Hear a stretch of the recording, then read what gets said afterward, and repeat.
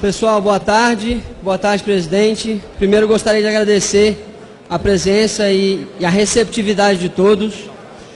Eu sou Felipe Rigoni, sou deputado federal pelo Espírito Santo, pelo partido PSB, e eu venho de Linhares, uma cidade ao norte do Espírito Santo.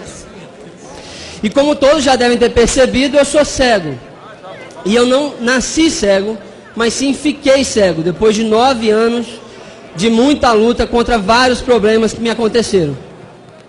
No ano de 2006, eu comecei a perceber que a cada dia que passava eu enxergava menos. A cada dia que passava, todas as técnicas que eu usava para enxergar melhor já não funcionavam mais.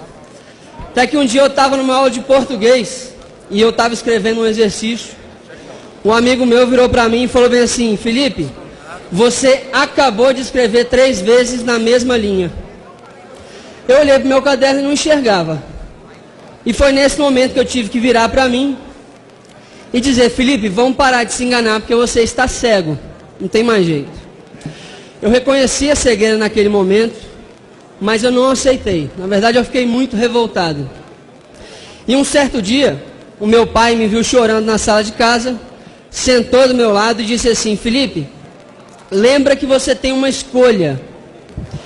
E eu não entendi o que ele falou para mim, mas depois de um tempo, eu comecei a perceber que, de fato, eu não tinha escolha sobre o que estava acontecendo comigo, mas sim eu tinha escolha sobre a atitude que eu teria diante daquilo que me acontecia.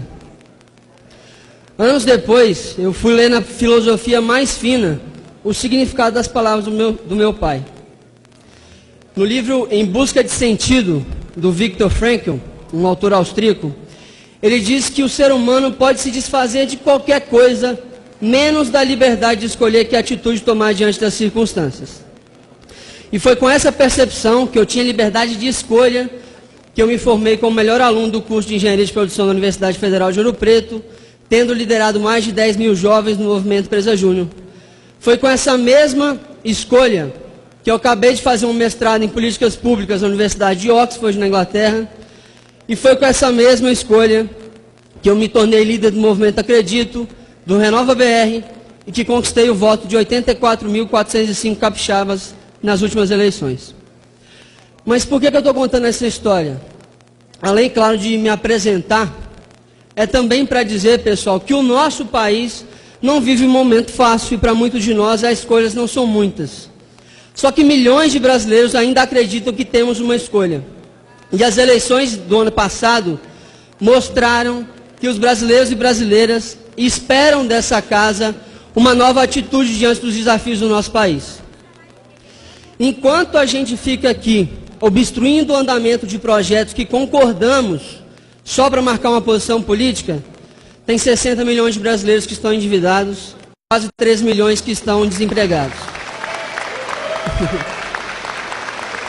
Enquanto a gente defende projetos de interesse pessoal, que sequer sabemos se faz sentido ou não, 100 milhões de brasileiros sequer têm seu esgoto coletado, quiçá tratado. Enquanto a gente fica fazendo ou situação pela situação, ou oposição pela oposição, tem cerca de 1,5 milhão de jovens fora da escola. Acredito que não foi por esse tipo de atitude que os brasileiros depositaram as esperanças em nós, no ano passado.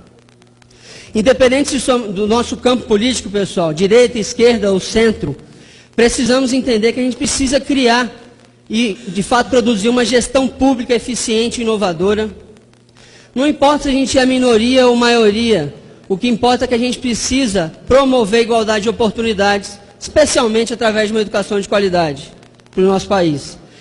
E pouco vale se a gente é governo ou oposição quando o desenvolvimento socioeconômico do nosso país está em jogo.